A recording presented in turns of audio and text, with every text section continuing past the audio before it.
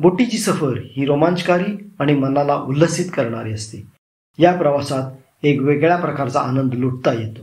अथांग पसरलेला समुद्र, निळेशार पाणी, नजरेत न मावणारे दृश्य एकदम मुक्त असल्याची जाणीव करून देतात.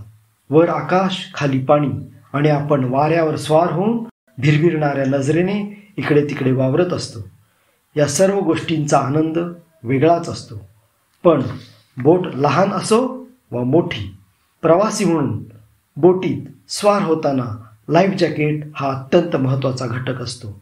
दुर्घटना या वेळ सांगून होत नाहीत, त्या अचानकच होत असतात आणि अशा प्रसंगी लाईफ जॅकेट क्षणात परिधान करणे प्रवाशांना अशक्य असते. पर्यटक, प्रवासी यांनी बोटीत बसण्याआधीच लाईफ जॅकेट परिधान करणे गरजेचे आहे. ते अंगाला घट्ट बांधावे. सैल असू नये किंवा अतिघट्ट असू नये. शंका असल्यास बोटीवरील कर्मचाऱ्यांना विचारावे. गेटवे ऑफ इंडिया ते एलिफंटा येथे जाणाऱ्या नीलकमल या बोटीला अपघात झाला. ही दुर्दैवी घटना आहे. यात बऱ्याच जणांनी प्राण गमावले.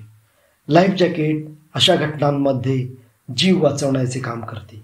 पाण्यात पडल्यावर ज्या व्यक्तीने लाईफ जॅकेट परिधान केले आहे त्याला ते तरंगत ठेवते, जरी त्या व्यक्तीला पोहता येत नसले तरी. लहान मुलांसाठी वेगळ्या प्रकारची लाईफ जॅकेट्स असतात. पालकांनी ते आपल्या मुलांना जरूर घालावी.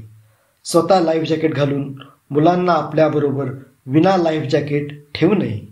बरेच अनर्थ टाळता येऊ शकतात, अगदी आपत्तीजन्य परिस्थिती आली तरी.